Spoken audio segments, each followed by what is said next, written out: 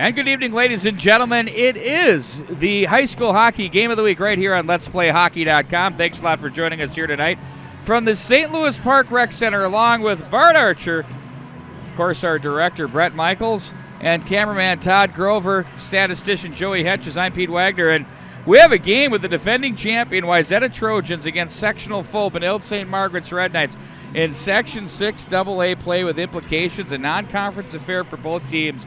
Bart, if anybody would have told us coming in here that these two teams would be combined for 7 wins at this stage of the season, we'd say you're out of your mind. Well, especially when they had 47 wins between them all of last year. So obviously a little bit different addition from both squads. Growing pains sometimes in the high school game. You can't replace the graduating players with people of equal skill, or you just push people into responsibility positions where they're just maybe not ready. But these are two very proud programs looking to right the ship, and we're going to see that tonight. They are two very proud programs. There's a good look at the Wayzata Trojans there as they're in their road blues with gold and white trim. And, they enter this one. They've got some things going on. They won a big sectional game against Cretin-Derham Hall by a score of 4-3 earlier last week. And then they followed that up with a 5-0 shutout win of the Academy of Holy Angels. However, they swept the barn in Delano. If you saw that article right here on Let'sPlayHockey.com, the Tigers defeat Wayzata 4-3 at the Plymouth Ice Center last week. So 2-1 in their last 3. They started out the season 1-5, Bart, and I think from Pat O'Leary on down, they're not maybe getting the results they're looking for, but this is a team that returns almost their entire defensive core, their back line. Yeah, they've had a little trouble getting on track. They actually started the year 5 out of their first 6 games at home, which is even more unusual to have that kind of a start, Pete. But the Delano Tigers it's a good hockey team, I guess. But this Wayzata team trailed 4-1 into the third period. Schmidt with 2 goals during that game, so they showed a little bit of life coming back to close it within 1. But a flurry of activity in the last 45 seconds couldn't pull it off. But it looks like they're trending the right direction. I think that's important for Coach O'Leary. Meanwhile, for the Benilde-St. Margaret's Red Knights, sitting at 2-11-1, they're 0-0-1 in the Metro West Conference.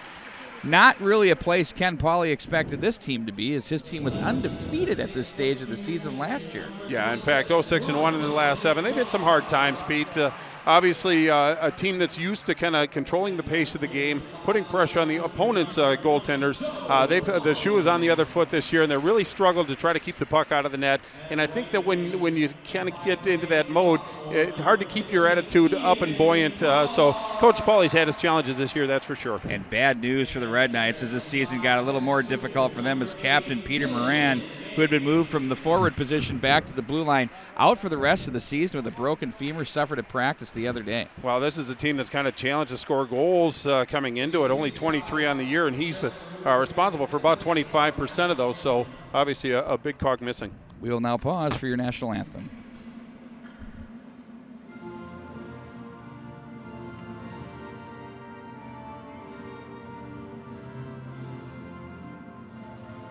Place to go for all of your American Legion baseball information is the LegionBaseballHub.com. It is the official home of the American Legion State Baseball Tournament, and you can find everything you need relating to American Legion baseball, from tournament information, live scoring, box scores, game recaps, player profiles, image galleries, and more. Check out the LegionBaseballHub.com for all of your baseball information. The Legion Baseball Hub is a partner of Let's Play Hockey and Let's Play Baseball. Come enjoy a great meal at McCoy's in St. Louis Park. Our menu features innovative appetizers, freshly made salads, brick oven pizzas, gourmet burgers, I love those by the way, sandwiches, and classic American comfort food made with a creative twist. Large, comfortable booths and attractive lighting make the dining room an intimate place to have dinner with friends and family. McCoy's private dining room is the perfect space for your next corporate event, large party, or family gathering. McCoy's is a proud member of Eat Local. Eat Local is a group of locally owned restaurants. Ask your server or bartender how you can join Eat Local's frequent dining program. It's free and offers great discounts at McCoy's and other Eat Local restaurants nationwide. And finally, don't forget to join us for our ever-popular weekday happy hour, Monday through Friday from 3 p.m. to 6 p.m. We also feature late-night happy hour, Saturday through Thursday from 10 p.m. to 12 a.m., and great late-night menus served until 12 a.m. every night of the week. That's McCoy's on Grand Avenue in St. Louis Park. Come enjoy a meal at It's always McCoy's a great in St. night Louis for high Park. school hockey, Our especially menu on features Thursday nights innovative right here on appetizers. Let'sPlayHockey.com, along with Bart Archer. But when these two teams play, I don't really care what the records are. I get really pumped up because it's a very well played, emotionally charged game, and you know what? It does have some major implications. Really, Edina is the team that's separating themselves from the pack in this section. You have Cretan Durham Hall riding along in there too as well. But this is really up for grabs. To me, it's looking like it's the Hornets and everybody else. Well, that could very well be, but again, section implications on the line tonight. These are teams that are very familiar with each other, and there is some bad blood sometimes that carries over. But I think the most opportune thing is they're just looking for some positives out of this game, just the will to win, the will to compete, winning the one-on-one battles. But both teams looking to get off the schneid. They're going to get their opportunity tonight. It's going to be Ness against Hain in the squared circle. And it's the Red Knights that come away with the opening draw and fire that one back in behind the net. Sawyer Anderson gets the nod and goal. And good news for the Red Knights, Zach Everett shakes off the ill effects of concussion-like symptoms. That's going to be an icing call, as he is a key cog, the senior goaltender, a good one indeed. Well, indeed. In fact, he's seen a lot of shots this year. He's really seen about 419 shots against, scoring percentage of about 15%. Average of about 32 shots a game, and I'm sure that a lot of them were pretty much in tight as well, so he's had his challenges, but he's a very valuable component on this Red Knight team. It gives him a little bit of comfort knowing that he's in goal. Quick one in off the draw and on goal. Rue was there to take the face-off for the Red Knights, and it's interesting, both coaches say, look at, they're going to change. They're going to get everybody engaged here. Oh, no, they say no. Pat O'Leary wanted to sneak him on, and they're saying that was a false draw. And that wasn't so you can't do it. That wasn't even a good try, Coach O'Leary. I mean, I like it though.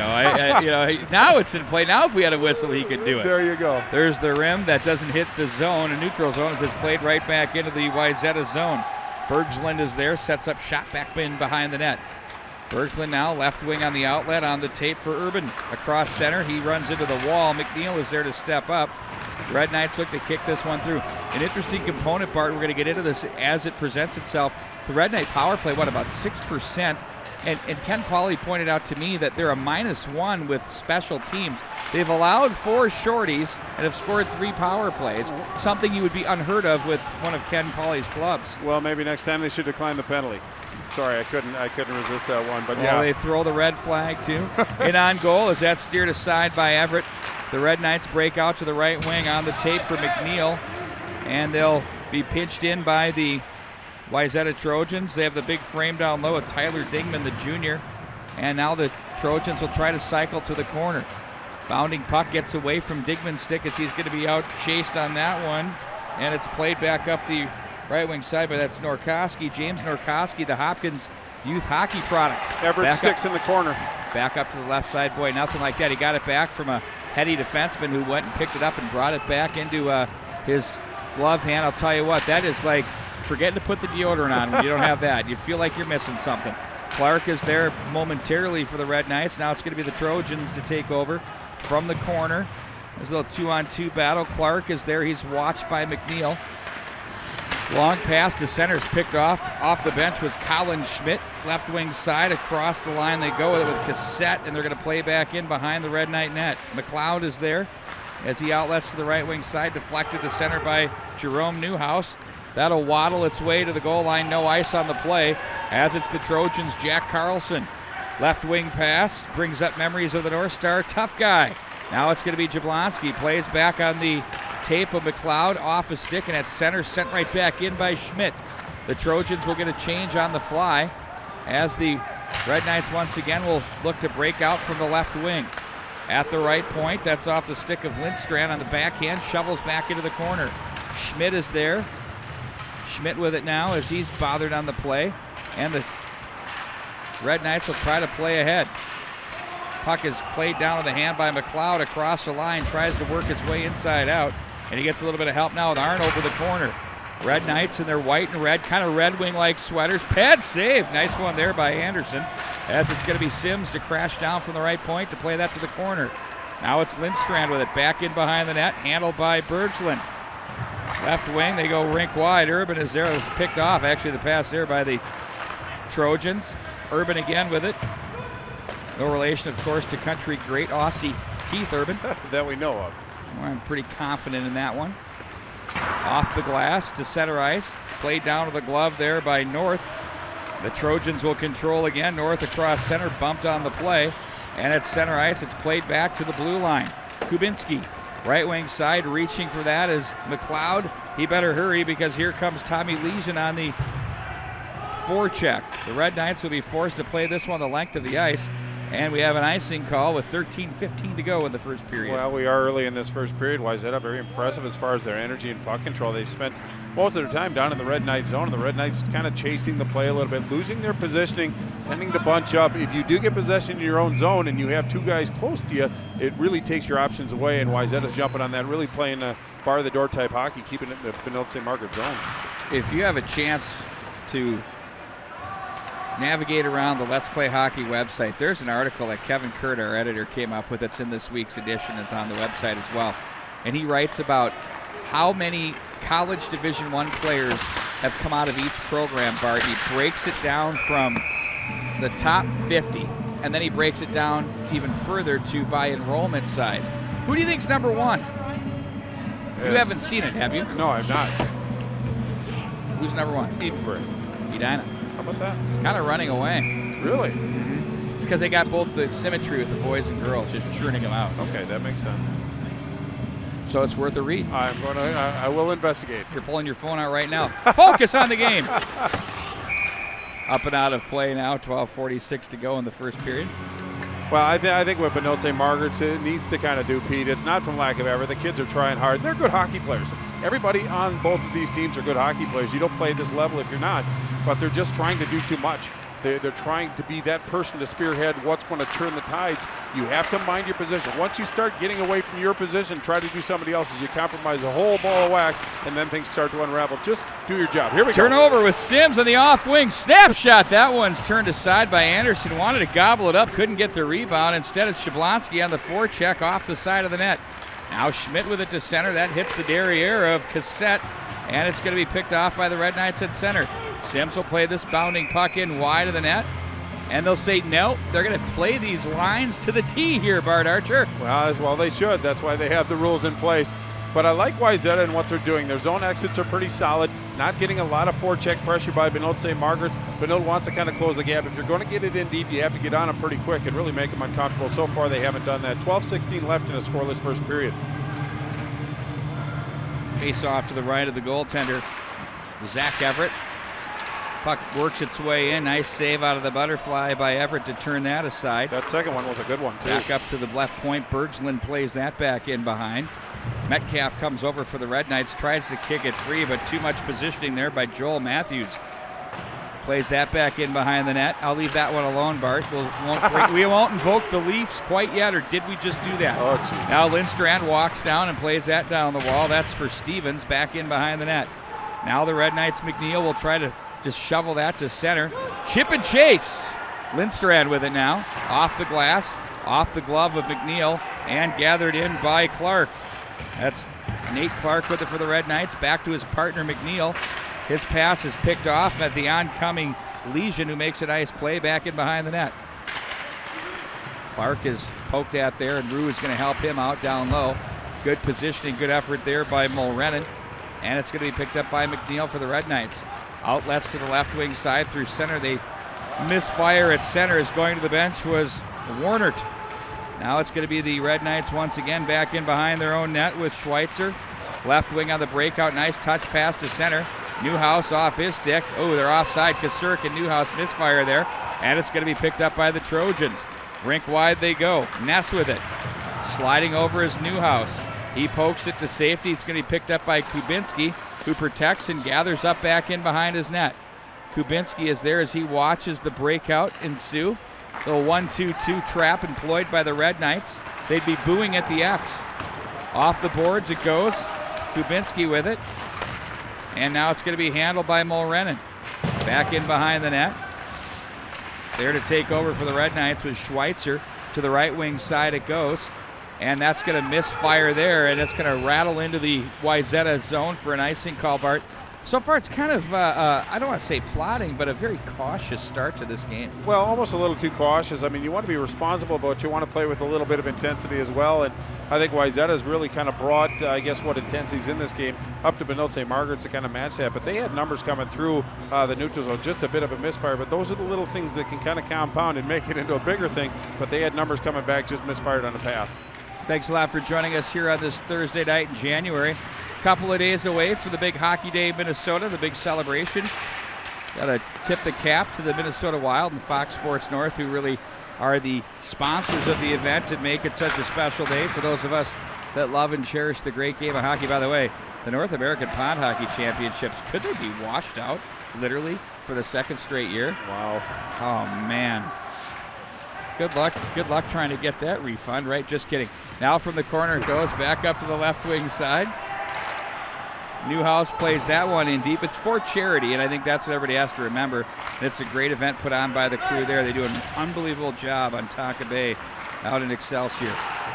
Now Hain was there, and that one's whistled down for an offside call. Well, one thing that I've noticed is there's a lot of play in the neutral zone, a lot of play around the blue lines. Nobody really getting in tight. The only times that the goaltender's really been challenged was Sawyer Anderson perhaps once and Zach Everett for the Red Knights perhaps twice, but really a good save on Everett with that follow-up. Of course, don't forget tonight's coverage presented by Pacific Rink Northland Group. Saw the out-of-town score there, McCoy's as well. The out-of-town score showed a 3-0 lead. Legion Baseball Hub. How about that? How about that? I like it. You should see the state tournament. Our very own producer, director, extraordinary. Brett Johnson's going to be on hand directing the play-by-play of the state tournament. What's that? Bart's going to do some color. What? Yeah, didn't you know that? Well, I rarely Legion know about State things tournament. until we'll talk. No, I just see the way Bart's agent is very simply put. We have a timeout now. You see John Russo and Ken Pauley talking things over. And one of the things Ken and I were talking about is he was showing a lot of movement on his sheets before the start of the game, writing a few things up where we want to put some guys, and there's going to be a lot of movement from his wing, especially in the neutral zone. And I can tell you one thing, there's been not a lot of confidence in doing that here in the early going, so maybe they just wanted to stop things for a minute and say, hey, let's take a look at this. What better time to regroup? Just get a moment of pause, get them refocused, and tell them exactly what you want them to do, and turn them loose. You know, John Russo, who runs the D-Corps, is a very patient, quality coach, John Russo Jr. He's been with Ken for years. They are the two men on the bench right now who do a terrific job. We have a penalty coming up out of the corner. I believe they're going to take Jablonski. Or maybe they're just going to take a face-off outside the zone. Well, that could very well be, but you could tell that he was focusing on angles, I think, as far as his defense of players and how they actually attack these Wayzata Trojans. And angles have to be solid. This is just a game of speed and angles, really, and if you take the improper angle, you're going to get beat more often than not. But face-offs, offensive, little things are going to mean a lot, so very important face-off for both teams. Clean win. Lindstrand a bomb and a save there by Everett. Steers that to the left side as the puck's played back up out of the zone into the neutral zone. It's going to be handled out of the zone by Garcia.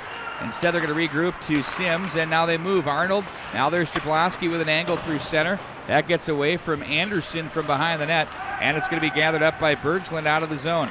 Little touch pass on the angle for Schmidt, and it's going to be off the boards, and the Trojans will regroup back in their own zone. Ness with it, turns it back up ice. Gains center and plays this one in deep, and that one's going to be, an icing call as they'll bring it all the way back down. Well, indeed, Pete. One thing I've noticed about Benilde-St. Margaret's, it's a little uncharacteristic from year to year, and I don't know if this is a fair assessment or not, but nobody's controlling the puck. Everybody gets the puck and looks for the option to just get rid of it right away. Remember the times when they go coast to coast? I mean, whether it be T.J. Moore or Bessie. Well, indeed. There's a reason, because the Red Knights are playing a very patient defensive brand here. They're sitting back more.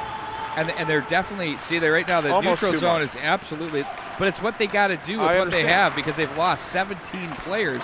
So he's finding a way to get these guys into position to play, and they're certainly doing it right here tonight. No, and that's my point, is that, it is a new addition, but we have to get somebody to be able to possess the puck, otherwise you get to be pretty easy to defend.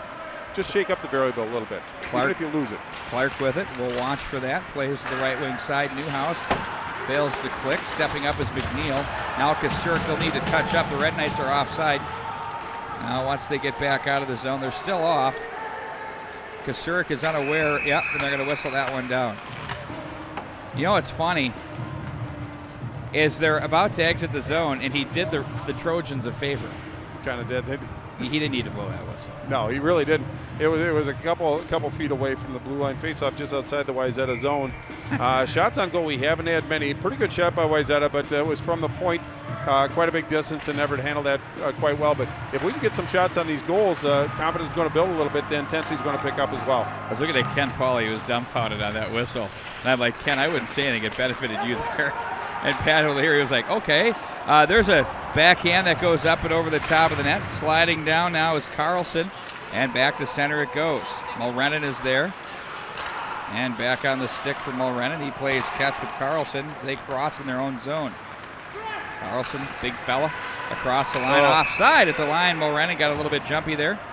And will face off outside the Red Knight zone. Yeah, and there really wasn't a cut, so he just got a little aggressive. But Ryan Mulrennan, just a freshman on this team, 6 goals for this year. One of the offensive forces on this Wayzata team. They're going to look for him to punch one in tonight as well. Lindstrand with it, rings the wall. McNeil is there. And now it's pinched down on by the Trojans. From the slot area, Lindstrand is there, as he's going to play that back in behind the net. Oh, big check there as the Red Knights look to break out. Trojans slide over to make the play with Matthews, and they're going to play it right back into Red Knight territory. Now it's Rue with it. He'll bump it off the boards. In transition, McNeil. Up the wing it goes. Over to make the play is Matthews, as they'll play this one back to the corner. Rue tries to fish this away. McNeil will watch this one up the right wing side, and it's played to center. Lindstrand. Now McNeil.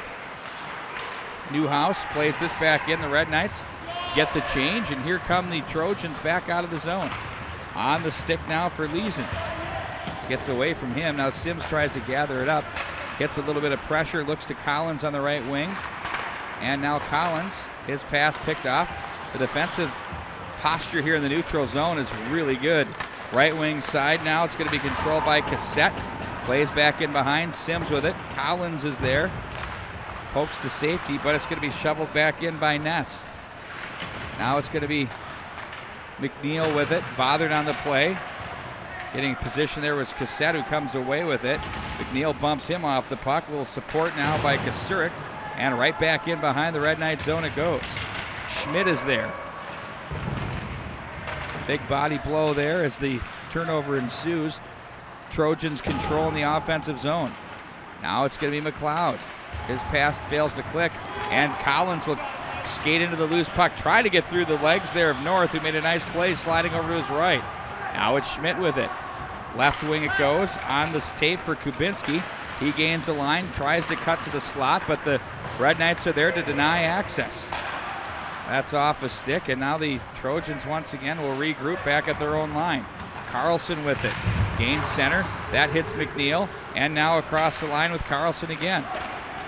Helping out is Solly as it's played back in behind the net. Clark plays that to an open corner. Now a quick one-timer from the point, doesn't get through. That's blocked. Puck sits in the slot area. Poked back up to the neutral zone with 4:52 to go in the period. Here comes Garcia down low. He stood up on the play. In front, they're open. Oh, and what a save by Anderson. Big pad save there. Clark's pass is deflected. What an opportunity. The best scoring chance of the night. McNeil will turn this back up to center. Arnold, nice job with the stick to force that one onto the stick of his teammate Garcia. He puts that through a pair of legs. Jablonski bounces that one back in behind the net. Now in on the forecheck, it's Arnold. Garcia, he pins up his man along the wall. That's Carlson, who comes away with it. Outlets to the right wing. Got knocked off the air somehow. We get unplugged, Brett? And to the corner it goes, back in behind the net. You haven't missed any goal scoring. It's 0-0 so far here if you're just getting us tuned back in. And Nick Kennedy, if you're watching this, would love to have a tweet. Here's a chance down low. A backhand. No, it doesn't get off, and that's a save by Everett. Back up to the left point it goes. They'll swing it over to the right side for Kubinski. He'll play it down the wall. Now it's going to be picked up by McNeil. That's off Collins. And they'll shovel this back up into the center ice area. Here come the Trojans once again to gather in. Kubinski goes to the left wing side for Leeson, who sends it right back into the Red Knight zone. Jablonski is there. Sims takes over with speed out of the zone. Looks for Collins. Nice job to try to get that up to the stick, and does. Arnold across the line. Tries to work the house she going. Instead, he stood up. Now it's Sims with some support down low. The Red Knights with a golden opportunity moments ago. Arnold shoots. That one's off a pair of shins. And Garcia behind the net for Jablonski. To open space for Garcia. He's bothered on the play by North. Now sliding over at Stevens. Back into the corner it goes for Garcia from Arnold. Garcia tries to play it to the goal mouth area, and shoveling that into the neutral zone is Kubinski. Now Kubinski again. 1:25 to go. He'll put on the brakes as the Red Knights now sit back and force the Trojans to work their way out of the zone. They're turned over. There it is. Back the other way, Jablonski.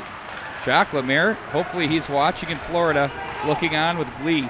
Schmidt across the line, cuts to the forehand drop pass. That one's blocked it up and out of play. Well, it's a nice stick challenge by McLeod on that one to force that one up and out of play. But Jablonski, I think if it was on the beginning part of that shift, he might have been able to challenge on that one, but it was at the tail end of the shift. I think he lost a little energy, but it just seems like Benilde-St. Margaret's momentum is slowly starting to build a little bit. It's not the Wayzata's taking a step back, but Benilde-St. Margaret's starting to show some offensive flavor. It's good to see. 1 minute remains in the period. As it's played back up from the left point, down the rail it goes. That was Anderson, and they'll converge once again. Clark, there has not really been what I would call a glorious scoring chance yet for the Wayzata Trojans. There's been one at least for the Red Knights. Well, there was one about 40 seconds ago. They just couldn't catch up to the puck. They had the opportunity. They just couldn't cash in. 36 to go. Back in behind the net. Picked up now by Schweitzer. Off the boards. That's off the stick of Carlson, and Collins is going to outmuscle the other number 20 to the corner. Picked up now and carried out of the zone by Anderson. Now it's going to be gathered in across the line. Sims is going to run into a stiff check there from Carlson, and it's going to be protected by Cassette to the right wing with 12 to go. Ooh, a little pile up in front of the net area. No harm, no foul. Across the line, the Trojans have that poked off their stick as it's going to be played down to the corner. Swatted away there, and a nice defensive play down low by, I believe that was McLeod, and that does it for what was a very interesting first period. Red Knights did what they needed to do, and they kept this one close, 0-0 after the first period. Yeah, I think Wayzata came out with some serious energy and really put Benilde-St. Margaret's on their heels early, but Benilde-St. Margaret showing a little resiliency coming back and showing some pushback. Got a couple good opportunities. The golden chances weren't very abundant, but there was some up and down action, but I suspect things will settle down a little bit and be a good second period. But you're right, Benilde-St. Margaret's kind of weathered the storm that they needed to weather, and Zach Everett wasn't challenged too many times, but he did rise to the occasion when called upon, and Sawyer Anderson made some good saves too. So looking forward to the second period. We will take a timeout. When we come back, we'll have more. Once again, high school hockey, the game of the week right here on Let'sPlayHockey.com.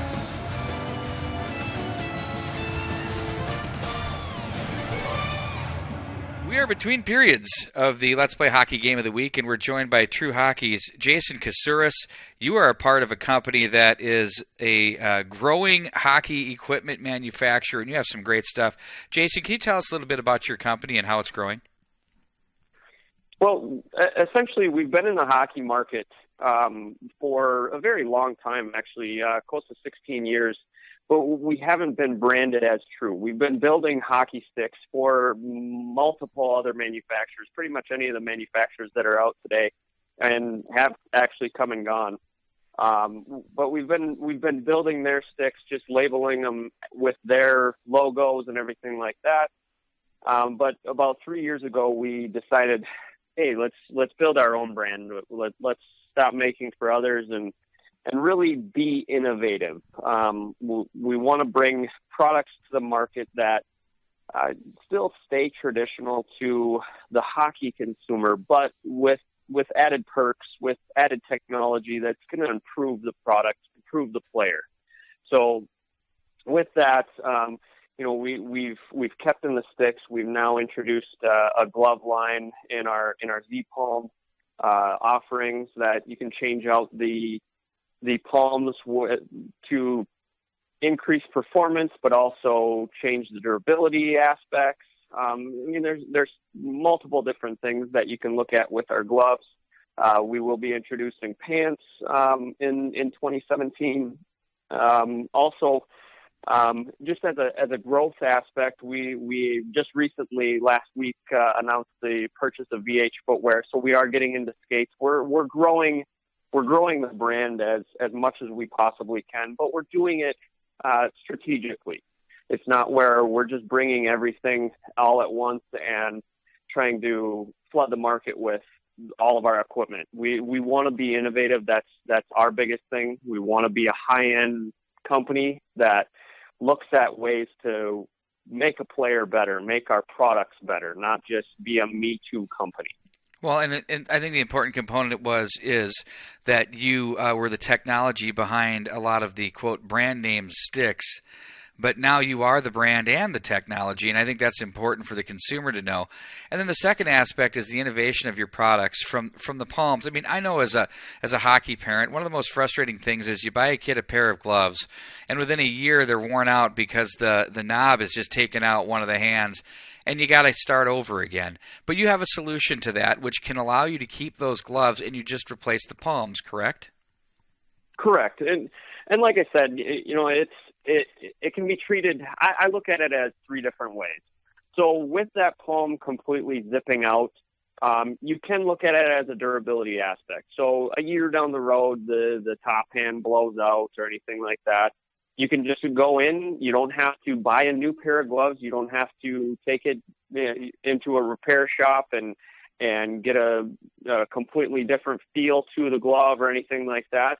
It's just a matter of going into your local dealer that has the palm offerings and change it out, and you have the exact same feeling glove and just go from there. The other aspect is we have 5 different options in palms. So we have all different performance aspects. We have a durable palm in our Z Power. We have our standard is a great palm as well. We have our Z Fit that is a very, very soft feeling, very thin feeling. We have a Z Pro that a lot of the NHL players, it's a very thin, ultra feel palm. And then we have our Z Grip, which is a tackified grip that really helps with the grip of the stick.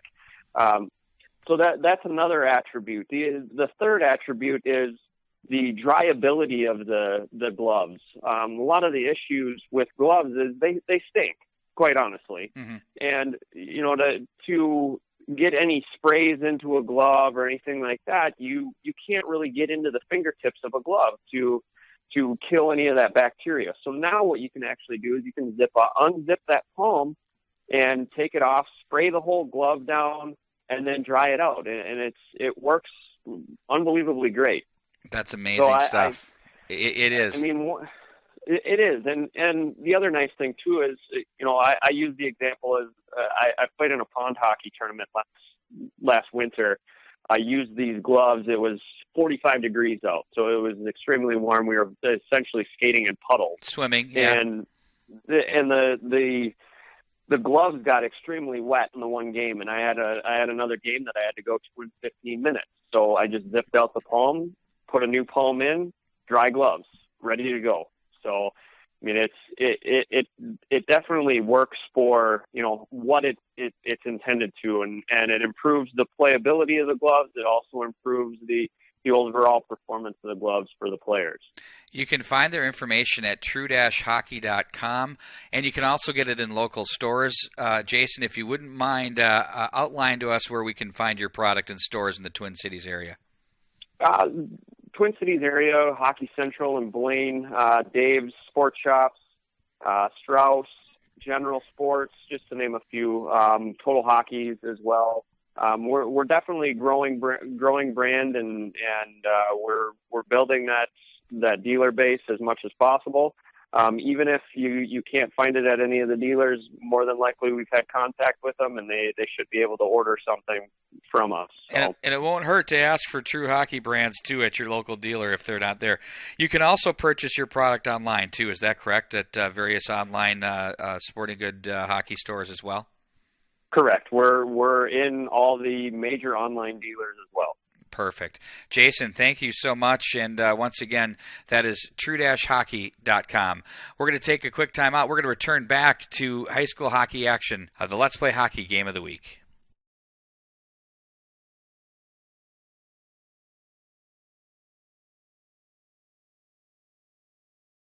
The place to go for all of your American Legion baseball information is the LegionBaseballHub.com. It is the official home of the American Legion State Baseball Tournament, and you can find everything you need relating to American Legion baseball, from tournament information, live scoring, box scores, game recaps, player profiles, image galleries, and more. Check out the LegionBaseballHub.com for all of your baseball information. The Legion Baseball Hub is a partner of Let's Play Hockey and Let's Play Baseball. Come enjoy a great meal at McCoy's in St. Louis Park. Our menu features innovative appetizers, freshly made salads, brick oven pizzas, gourmet burgers, I love those by the way, sandwiches, and classic American comfort food made with a creative twist. Large, comfortable booths and attractive lighting make the dining room an intimate place to have dinner with friends and family. McCoy's private dining room is the perfect space for your next corporate event, large party, or family gathering. McCoy's is a proud member of Eat Local. Eat Local is a group of locally owned restaurants. Ask your server or bartender how you can join Eat Local's frequent dining program. It's free and offers great discounts at McCoy's and other Eat Local restaurants nationwide. And finally, don't forget to join us for our ever-popular weekday happy hour, Monday through Friday from 3 p.m. to 6 p.m. We also feature late-night happy hour, Saturday through Thursday from 10 p.m. to 12 a.m., and great late-night menus served until 12 a.m. every night of the week. That's McCoy's on Grand Avenue in St. Louis Park. AAA hockey players, the Northland Hockey Group has northern Minnesota covered, with 4 teams in the northern part of the state, including the Red River Pike in the northwest, the Bemidji Loons in the north, the Iron Range Blast on the range, and the Great Lake Skulls in the northeast. The Northland Hockey Group will put your child in the hottest sublimated jersey in the AAA field. With 4 tournaments and an all-star game, the Northland Hockey Group will be the highlight of your child's summer. Check out all team locations and tryout times at northlandhockeygroup.com. I'm Jason Withy. I'm from Pacific Rink. I love hockey. You know, a couple years ago, I had this idea for a bag. It came out of frustration. I had 4 bags in 2 years. I was sick of it. So I said, well, screw it. I can design a bag. So I talked to some of my teammates, I talked to players, and I came up with what I think is the ultimate hockey bag. We set out creating 2 bags. The player bag was designed for players, by players. We didn't take any shortcuts. I wanted to make sure that this bag would last you a long time. The Pond Pack was designed for coaches, parents, refs, the outdoor player, basically anyone that doesn't need to bring their entire bag of equipment. One of the great things about this bag is it looks like an everyday rucksack with hockey functionality. So when you're not on the ice, you can use this bag for everyday life. Each of our bags comes in 3 awesome colors: black, red, and navy.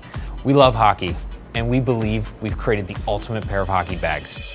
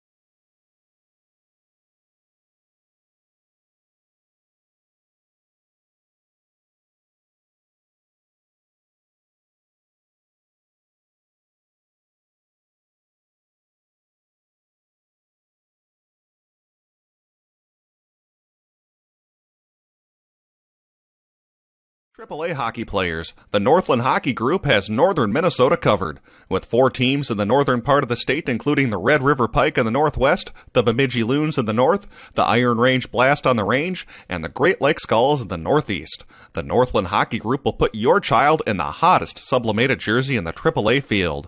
With 4 tournaments and an all-star game, the Northland Hockey Group will be the highlight of your child's summer. Check out all team locations and tryout times at northlandhockeygroup.com.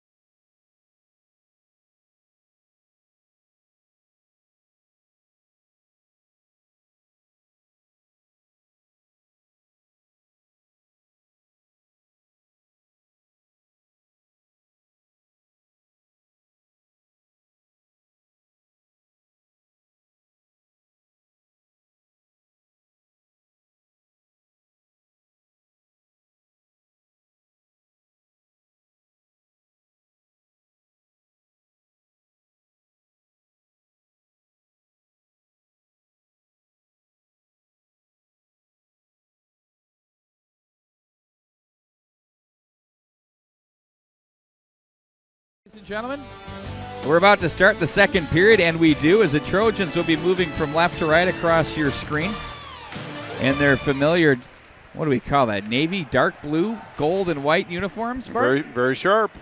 Sims with it now, off the glass, looking for Arnold up the left wing side, and a very effective job there. Garcia with it. That's off his stick, and it's played back in behind the net. That's pulled away, handled neatly there across the line by Ness.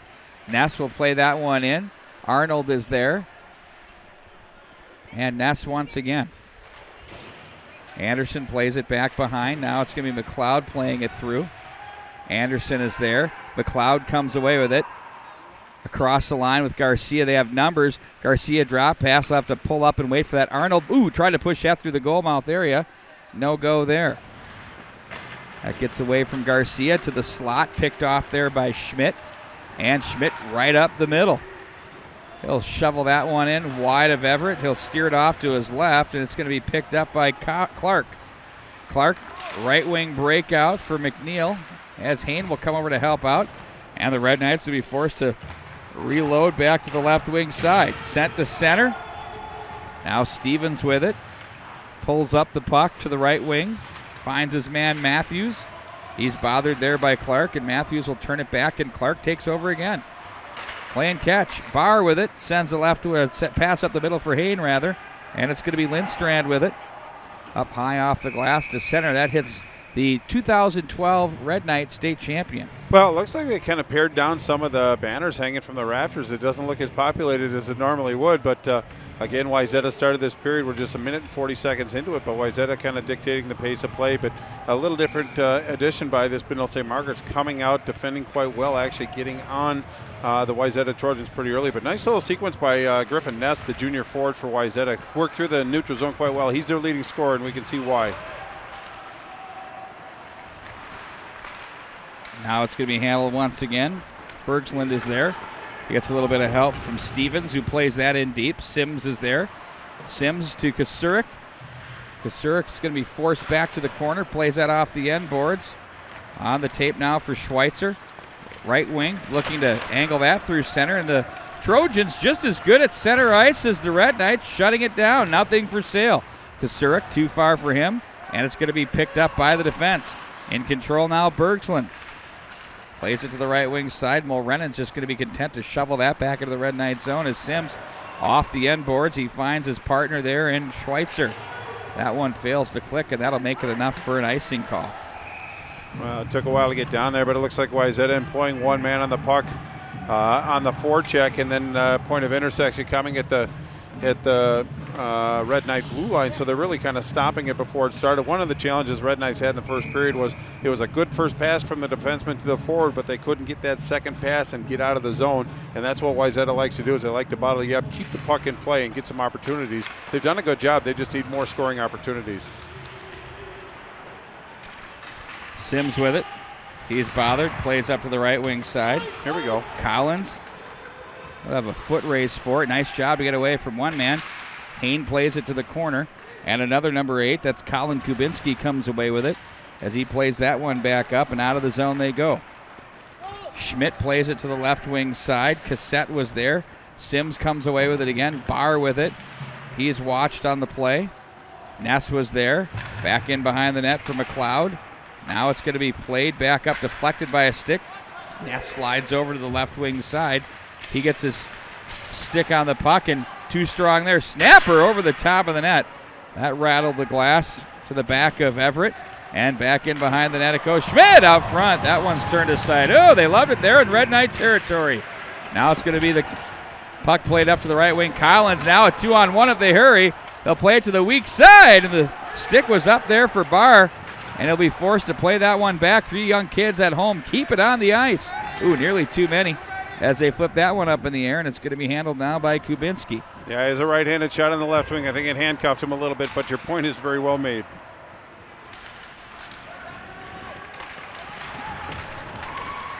And it's going to be played back at center. Arnold with it. McLeod. Oh, in front, there's a chance. Oh, he scores! Hard off the post and in as Brian Arnold gives the Red Knights a 1-0 lead. Well, and for Arnold, that's his first goal of the season, at least that I'm aware of. But he finally got rewarded for a lot of hard work. He's one of the Red Knights that have actually put on some offensive pressure. He had that opportunity in the first period, got a great opportunity in the second period, right where you want to be in the scoring area, and just beat Sawyer Anderson glove side on that one. Kissed off the post, but it went the right direction. So Benilde-St. Margaret gets the first tally on the board. That's got to give him some energy. You know, that's what you do in the slot area. He didn't even look. He just turned and snapped that one right at the net. It clanked on end, hard off the inside of the post, and found its way into the back of the net. Nice job there. It's going to read officially, Bart Archer. It's going to be Arnold from McNeil and Jablonski. By the way, he ran into Mike Jablonski here. Great guy indeed, and we were chatting it up. It's always great to be back at the rec center. It's like my second home away from home here in a way, isn't it? Absolutely. This is your Braemar Arena, so to speak. Well, Braemar Arena is also my Braemar Arena. I suppose. Or, I mean, you meant for you. Right, something like that. But really a nice job by Benilde-St. Margaret to cash in when they got the opportunity. But very unusual that Wayzata Trojans didn't have a defenseman in front of their own goal. That's very unusual, something that we haven't seen for years. That's deflected up and out of play. 12:36 to go here in the second period. Well, at least Wayzata's possessing the puck. Good busy stick by Benilde to ramp it up and out of play. But Wayzata's had tremendous success in the faceoff dot, especially in the offensive zone. To the corner it goes. Now it's going to be picked up by Newhouse. Looking for Kasura because that's high in the air. Played down by McLeod and gathered in by Leeson. He'll take this one deep to the right corner. Has 2 men on him as it's played up. Swatted at by Kasurik. Rue is there to help out. Rue and a long line of Rue family members that have played high school hockey here in the state of Minnesota. Long pass, open look, and a shot, and a nice save by Everett. He kind of did a little hopscotch from left to right to make a nice save. Hopefully, Brett, we could take a look at that on replay. And that was Leeson that got that shot as well. Got it to the open guy. He was all alone weak side on that. But Leeson was the one that got the golden opportunity in that first period. Couldn't make that one count, but yet another great save. Go back one more time, Brett. Watch what happens here on the turnover. Now watch the goaltender. He's down in the butterfly. His whole upper body was going down. Okay, we won't see that. But then as the puck was labeling itself for the top corner there, he had to kind of jump back up and throw the blocker pad, the Aunt Jemima waffle right at that thing. Well, that's 2 good saves by Everett just this period alone. Back into the Wayzata zone it goes. It's going to be gathered in now by Bergsland as they look to break out as, again, the 1-2-2 employed. Barr bats that out of the air. Nowhere to go for these Trojans. You know, we're watching at the NHL level now. What they're doing is they're putting a guy at the far blue line and they're ringing it hard with a man coming across to deflect through the front three players or the layer and a half. And that's been working quite effectively. Now sliding across, it's going to be Matthews with it. And that dribbles and waddles through the neutral zone. Look out, foot race ensues. Nice job to play it away by Bergsland as he comes together with Dylan Hain. Delayed penalty. This will be our first infraction of the game, Bart. Well, indeed, but that was just hustle by Hain on that one. Tried to win that foot race to the puck. Really tried to use his body as a shield on that one, but Wayzata is going to take a penalty, and I believe that's going to be on Bergsland. 2 minutes, and I didn't see what the call was. What was it, interference or holding? It looked like a it was hold a to me. hold, yep. But what a great opportunity for Benilde. Tallied one already, feeling pretty good. Now they're on the power play for another 2 minutes. 11:08 left in the second period. Benilde gets a chance to flex some offensive muscles. Folks, we brought it up earlier in the broadcast. The Red Knights, 4 total power play goals coming into this one, and at one point they only had 3, and they were a -1 with a man advantage. Oh, nice little topo. Oh, and it was in jeopardy there again. And there's Everett to make a nice save as Colin Schmidt with a toe drag and a good opportunity. Well, a lesson for you youngsters, if you have the man advantage, you don't check the puck, and that's a prime example why. Nice toe drag, though, but he got caught kind of flat-footed. Tried to go at it, but once again, Everett with his 3rd good save of this period. He's really, when there is a breakdown for Benilde, their goaltender comes back. Maybe a little redirect there might have been in order, but again, if you get a position like that to take a shot, you got to take that shot. He put it on goal, made the goaltender make a play. Nice job. You had 2 things going on there. You had the Matador and the Flamingo. All in one. Wow. Where's Don Cherry? He would have been all over that Rock'em Sock'em 4. Blood pressure be rising. That would be the Flamingo was his absolute pet peeve. Across the line, big shot, scores! Sims lasers one, wires it in for the 2-0 Red Knight lead. And for Sims, that's his 4th goal of the season and his first power play goal, but again, good energy. A lot of positive feelings right now for Benilde-St. Margaret. They haven't had that a whole bunch. They still have a lot of work to do, but very encouraging. They're going to do a goaltending change. It looks like Wasenko. I got it right the first time. I should trust myself, but I don't think it's Sawyer Anderson's fault. But that one was probably really one not that he might have misplayed. But sometimes just a change in a goaltender can really kind of reset your team a little bit. I don't think it's really the way Anderson played, but they just need to change of pace right now. Benilde's starting to flex, as we said. What a turn of events there! It goes from a great scoring opportunity, the best one of the night, maybe for the Trojans, that was snuffed out. And then down the ice they go. The Red Knights take the 2-0 lead with 10:17 to go here in the second period. High school hockey, Let's Play Hockey game of the week from the St. Louis Park Rec Center. Off the glass it goes, dribbles in front of the Red Knight bench, and it's going to be Kubinski to come away with it as he surveys from left to right. That one's off the glove of McNeil. No ice on the play. Everett's going to be quick to play it up to Kosturik on the left wing. He'll be content to chip it through. That's off the glove of Kubinski. And here comes Rue. Quick shot in on goal. Wasenko is there to make the save. Not a bad play. Get it on net to test that new goaltender. No, he looked up and saw 2 players. He had to kind of try to get around, one of them being Tommy Leeson on that one. Opted for the shot. Not a real strong shot, but again, they just need to get into that offensive rhythm where they need to kind of shoot the puck, and Rue put a good shot on goal.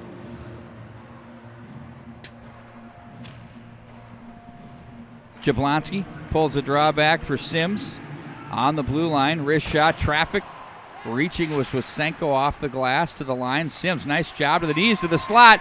McLeod pulls it to the forehand. Oh, and a big save there by Wasenko to turn that aside. Boy, I'm sure if Grant Bessie's looking on for Madison, he's got to be pleased with what he's seen. A big smile on his face after that one. Justin Qualley from Hamlin University doing a great job in goal there for them. Wow, what a team that was. The 2012 state champions. Yeah, that was like 5 years ago, Bart. Oh man, how time flies! Isn't that surreal? What a nice squad that was. Fun to cover. Lindstrad plays that one, and they overcame the Jack Jablonski accident, injury. Now it's Hain 2-on-1 with Arnold. He better hurry. Hain with it, stick handles, holds and shoots, goes up off the mask.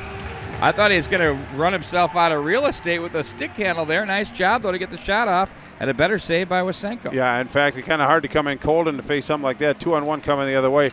Really a nice job. And Arnold going for the net really kind of forced the defenseman to. He bailed out a little early. He gave his goaltender a chance to at least see the puck, but used his melon to block that one. But boy, he put the feet to the fire right away on that one. You know what Bergslund did? He checked the score sheet coming into this one and saw there were no 50 goal scorers.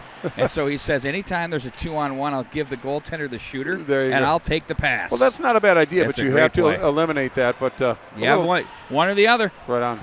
But I want to emphasize that Arnold kept going to the net, and that's what you need to do in that situation. Collins throws some leather to the right wing side. It's Anderson across the line. That's up off the netting and out of play. Well, that one's going to be outside the zone as well. I think that was Grant Anderson that took that shot. Just got a little bit too much under it, but gives a chance for a couple line changes. One thing about the second period, we've talked about it many times so far, is it's the long line change. If you get a chance to get off, you have to get off early. Better early than late. Hard to defend with tired legs. But Wayzata a pretty nice answer after, getting through the, giving up a couple goals. They came back and actually pressured, but I'm impressed with the way Benilde is defending in their zone. Indeed. And they're in the neutral zone, too. They have not allowed this Red Knight, this Trojan team, an opportunity to get anything really generated off the rush. Deflected back in. McNeil now with it, takes over. And then frustration ensues. Newhouse runs into a check there by North, who makes a nice play. Looks for some help. Instead, he gets it back up to the line. Now it's going to be Kubinski, right point. Now there's a shot. That's deflected wide. Urban was camped up down low. Kubinski plays back in under the stick of Urban. Schweitzer off the boards, but not out. That's going to be North to play that one down the wall with a little bit of help from Leeson. Ooh, nice job at the line to keep that one in. Stevens gets it back. Now I walk down low down the right circle. That one deflects through traffic. And the Red Knights, by the way, if you're wondering, packing it in defensively around the goal mouth area too as well. Well, they kind of circle in the wagons trying to protect their goaltender, but I think you can get guilty of actually collapsing a little bit too much, giving too much room in your defensive zone. As you see our next broadcast, looking forward to that. Minnetonka at Braemar Arena. Minnetonka playing intermittently some really good hockey, and Edina seems to be surprising a lot of people, but I don't think there's a surprise anymore. Should be a good contest. Well, if I were, I wasn't able to submit my rankings, but I would argue that their schedule has been grisly, and they could be argued as a top team right now. Stillwater suffering that loss, and they go into Hockey Day with Eden Prairie. How about that Wisconsin and Minnesota game that we're looking forward to? The old fossils are going to be out there huffing and puffing. They might be old on paper, but there's a couple of them that could probably still play. Will your Luther Bulldogs be able to handle them? Well, I doubt that. I mean, come on. Against guys like Ranheim and Leopold, I mean, we're pretty good, but that's a whole different league. Well, your guys playing every day. Different zip code. Well, not every day. Behind the net it goes. Now Arnold from the left wing to the line, but not out. Bergsland plays over to the left point. Some opportunities now by the Trojans. That long shot from Lidstrand. We know Everett's got a nice blocker pad. He's throwing it around like it's going out of style.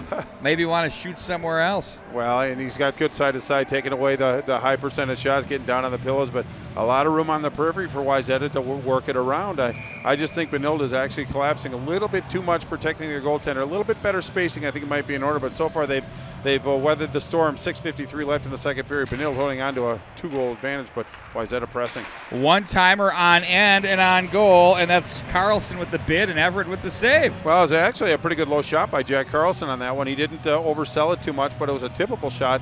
But once again, Everett showed, get the big body in front of it, but corral that rebound. Nary a second chance opportunity. Benilde getting better in the face-off dots in this period as well. Turned over at the line and turned up ice by Matthews as he leaves off, poked off the stick. Nice play there by the defense. That was Clark to make the play, and a loose puck back into the Trojan zone. Winning the battle there in the race was Carlson as he plays up to the right wing for Mulrennan. And Clark is going to turn and play that one in. Handled by Carlson. Long pass that gets under Mulrennan's stick. Head goes in the air, said, I wanted that one back. I felt that a million times myself, Bart Archer. Well, and we're coming back down to the Wayzata zone. Obviously, faceoff's going to be to Wasenko's right, but, Benilde-St. Margaret's 2-0 on the scoreboard, scored those 2 goals this period, but there's been a lot of play down in the Benilde-St. Margaret zone. Kind of some shiny ice down there. But Benilde getting a little bit better in the faceoff dot. Maybe they can get some possession, put some more heat on the goaltender. No need for the patented St. Louis Park Rec Center victory lap. They'll still do it anyway. Gets behind Stevens. Everett's going to cover up. Took exception to the oncoming Stevens. Well, Stevens is one of the leaders. I think he's just trying to get his team a little bit of a spark. It's not that they're being lethargic. The effort's still there as far as Wayzata, but they just haven't had a lot of positives to kind of build any momentum on, where you can see Benilde-St. Margaret's level of play is getting better and better as this game goes on. I think this Wayzata team's just stagnating a little bit. They're not getting into the areas, and when they do, it's Everett that comes up big. Rue to take the draw against Stevens. It's poked back into the center ice area as the Trojans will turn and play it right back into Red Knight territory. Clark is there. Plays it behind to himself. Now he's going to shovel it. Hits the official right in the small of the back. The short ribs, if you will. Now it's going to be... Are there such thing as long ribs on anybody? I've heard that thrown around. Just thought I'd throw that out at you. Well, Rue with you it. Talking at the grocery store? I just think it's funny how there's short ribs but no long ribs. Where's the line, really? And who decided that? Left wing side they go. Back to center. That gets under Schweitzer across the line. Leeson is there. Gets away from one man. Nice little job there, but Newhouse to take over from the right wing, and he's content to chip that one up over the defense. Will it be enough for an icing call? It is, and we'll wind it up and bring it back into Red Knight territory with 5:23 to go in the second. Red Knights lead 2-0. Well, Leeson just got ahead of his teammates a little bit. He got in deep and had possession of the puck, and I think he's just trying to buy some time till he got some support. He danced around one. The other one actually stammered him just enough to interrupt that play, but you have to appreciate the patience and the skills of Tommy Leeson. He's really been one of the offensive driving forces for this Wayzata team in this game so far. Face-off win again. A lot of those in the offensive zone, and there have been a lot of face-offs for the Trojans who are continue to work to try to put one in the goal-scoring column here for their club as they've been shut down by this Red Knight team through the neutral zone. Oh, offside. Only by a lot. Sliding in there was Schmidt. And will face off at center. Well, there was a little dangle, and I think it was Griffin Ness that actually kind of held the puck and stick handle a little bit, and I think it just the impatience of Schmidt. But again, this is a very good line for Wayzata. They just want to get things in the offensive zone and start turning the tides and the momentum in this game. Don't forget, next week we'll be at Braemar Arena. It's going to be Dinah and Minnetonka, late conference action.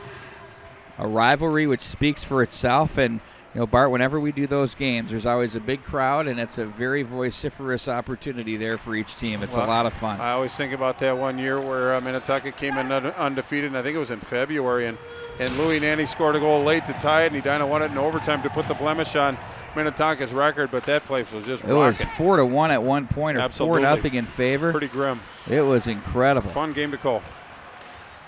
Handled now by the Trojans as they play this to the right wing side. Quick snapper, blocker pad save. Lindstrand finds a rebound, side of the net, up off the netting and out of play. Well, Pete, the goaltender ever keeps going down, and that might be where he's comfortable. But you know, a lot of the shots are a foot off the ice or less. In the ones that are above that go into his chest plate, but they have to start getting it up off the ice and into the crossbar area, keep him from going down so quickly. But there's a lot of open net up top, so aim for the ears and see what happens. Took me a while to say that. I'm sorry about that. Barr comes away with it. Now he gets some help out of the zone with Clark. Angles to the right, looks for some support. Ooh, nearly gets stood up with authority by Anderson, but a nice little sidestep there. Now Collins with it. Urban is there down low. Check that. That was number 6. Was that Mulrennan down low? There's a shot that hits traffic. And now it's going to be picked up by Hain. Hain with it. That's off the boards. Ooh, look out. Big check throw in there. That on Schweitzer. Puck is loose. Hain down low. There's a chance. Save. Wasenko over the top of the goal. Clark on the backhand tried to shovel shelf. Stick save, and that one's covered up once again by Wasenko. Nice series of activity there once again. Yeah, a really nice sequence by Benilde-St. Margaret's really kind of getting to that area, but you can see all alone once again, but it was a follow-up that hit Barr. Barr had the 58 degree, and he needed about an 8-iron on that one, but a good opportunity, good spin and fire, but nice save by Wasenko. It was a follow-up. Barr sure wishes he'd love to have that one back, but good pressure by Benilde-St. Margaret's, but once again, the Trojans weathered that storm. 3:28 to go in the second period as the Trojans look to play. That one's for Mulrennan. It's sent right back into Red Knight territory. Newhouse is there. And there's a turnover shot that's wide of the mark. Redirected. North is there. Again wide. That one was deflected too on its way in. And that's nice skate save there by Sims. Turns that one to the corner. My late great goalie coach Warren Strela would have been proud. That's off a pair of shins. We used to use our feet instead of our pads. How nuts was that? It's because the pads were like 3,000 pounds soaking wet. You had no choice but to stand up. Well, it's kind of funny. The more fatigue you get, the heavier the pads will be, too. So I said, you want to increase, I say, once a month, you want to increase goal scoring in this game, give them the equipment that hurts when the puck hits you and is heavier than all get out. You'll see goal scoring. Kasurik plays it off the glass.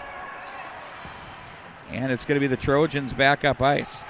Bulldozed down was Lindstrand. Looks like Garcia's going to go for a holding call late here in the second period. Well, and you have the young Max Jablonski negotiating with the referee. You don't win those negotiations too terribly often. McNeil is going to be the No, let's see if it's is it? Oh, it's Jablonski. Well, no wonder why he's going. I'd like to represent myself, Your Honor, but it is going to be a power play for Wayzata. Wayzata 21.1. Again, that's room for improvement, let's just say. Penalty kill for the Red Knights, just under 70%. So obviously both special teams, room for improvement, and looking for that opportunity right here. Benilde wins another own zone faceoff. They've been pretty successful. They've had a lot of them. Indeed they have. But getting possession once again are the Trojans as they send one in. Nice save, rebound. Oh, it trickled out of the arm of Everett, but he was quick to cover that one up. You know, we saw him play against Hill Murray. I thought he was real solid in that game. You know, he's a newcomer here from the Great White North, and I got to tip the cap. He plays a nice brand of goal for this Red Knight team. I've been very impressed. Yeah, indeed. That was a good shot by Grant Anderson on that one. A lot of traffic in front. Benilde's got to do a little bit better job of blocking out, but Everett made that save, I think, positionally and saw it at the last second. But, yeah, I've been impressed with this play. He seems to help them weather the storms till they get their legs about him, and right now he's done exactly what they've needed him to do. They clear it the length of the ice to the Red Knights, and it's going to be picked up now by the Trojans out of the zone. To the right wing they go. Shoveled in wide of Everett. Sims, who has his team's second goal off the glass but not out. Carlson was there, and they'll poke this one to the line. Nice job by Schmidt to hold his ground, and it's finally going to roll its way into the center ice area as it's going to be picked up by Ness. Now Anderson off the tape with Carlson. Oh, another penalty coming up. 5-on-3 ensues now for 1:04. Talk about turning points, folks, but this is going to be quite an interesting component right here. Yeah, these are the kind of things that can make the wheels wobble on the cart, but I think it's going to be Nick Sim that's going to go for trip on that one. Kind of an incidental. We'll see it right here. Just got to stick in the wickets and pulled him down. It was a very obvious penalty, but now obviously the challenge is in front of Benilde to weather this storm. 1:04 left on the penalty to Max Jablonski. But what a great opportunity it is for Wayzata. If they can score within this minute, they continue on the power play. This could be a tie game in the next 2 minutes, but as I said, the challenge is in front of Benilde. They have to win the faceoff. Newhouse Dang it. swings at that one. Take it away there. Picked up now by Anderson. Down low they go. Now we got a 1:20 to go in the period, 54 to go in the 5-on-3. Trojans will work this low. One-timer in on goal. Save, rebound, poke to safety. Oh, the puck rolled up as Carlson tried to find Anderson, who gets it back. Carlson shot. Oh, Newhouse with a nice job to deflect that one up and out of play. Yeah, and he got on him pretty quick, but it was the first shot from Jack Carlson that was had some elevation on it. Really, I think it handcuffed the goaltender Everett just a little bit. That's what I'm talking about. Get a little variety in your assortment, but then the next one, Newhouse did a nice job to ramp that one up and out of play, relieve a little pressure, allow him to get some fresh legs out on the ice. 41 seconds left in Jablonski's penalty. Garcia now to take the draw, pulls this one back. And it's cut off there up the boards by Stevens. He's going to give it to the corner and go straight to the net. Lidstrand now to the near side for Anderson. They'll play this one down low again. One touch, they score! Schmidt, that was like child's play. Beautiful rotation, and they find Schmidt down low. He goes wickets for the 2-1 deficit. 3-19-21. Yeah, Schmidt scoring his 6th goal of the year, second one on the power play, but that was a nice tic-tac-toe play. Good sequence on that. Got the puck down below the goal line, got the defense to commit, and it was, I believe, McLeod that was on the wrong side of him at that point. Kind of tough situation for McLeod, not pinning it on him, but it's just a nice sequence on that one. Wayzata on the board, 50 seconds left, still on the power play for another 1:21. And 47 to go in the period, so they cut the deficit in half, do the Trojans. Now let's see what they do with it here with the 5-on-4. They're trying to make this thing brand new. McLeod shovels it away. That rolls up off the stick of Schmidt. Now it's going to be played down to the right side. Lindstrand gets it. There's a shot that's steered aside. A good bomb there by Anderson. Better save by Everett. 24 to go in the period. Back in behind the net it goes. Stevens is there. Stevens watched on the play. Nice job by Schweitzer. And it's McLeod to bang that off the boards. Wasenko plays this one up to the right wing side. And quickly on the move, it's Anderson with 9 to go in the period. Anderson stood up by Garcia. Now they'll pin to the corner. This should pretty much do it for the period. Oh, it squirts free. Not so fast. That hits traffic, and it stays out of the net. So it's going to be a 32-second power play for the Trojans, who finish this period on a positive note after trailing by a score of 2-0. did what they needed to do and scored at the 5-on-3 and are going to give it one more whack here to go and to start the third period with that 32-second abbreviated power play. Absolutely. They finally got rewarded for a lot of hard work on that one, but it was Schmidt from Stevens and Anderson on the power play in the waning moments of that first period. Good things from both squads. I thought Benilde-St. Margaret's kept their defensive posture up, but still managed a couple goals, one on the power play from Arnold and then from Sims. 2-1 is where we have it, but both teams have something encouraging going into the locker room. This makes for a pretty good third period. Don't go away. Indeed it does. We'll have much more coming up for you right here on Let'sPlayHockey.com.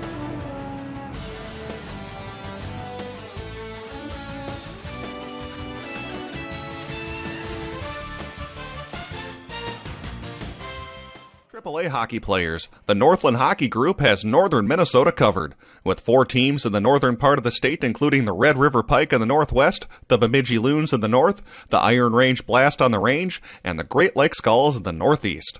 The Northland Hockey Group will put your child in the hottest sublimated jersey in the AAA field. With 4 tournaments and an all-star game, the Northland Hockey Group will be the highlight of your child's summer. Check out all team locations and tryout times at northlandhockeygroup.com. The place to go for all of your American Legion baseball information is the LegionBaseballHub.com. It is the official home of the American Legion State Baseball Tournament, and you can find everything you need relating to American Legion baseball, from tournament information, live scoring, box scores, game recaps, player profiles, image galleries, and more.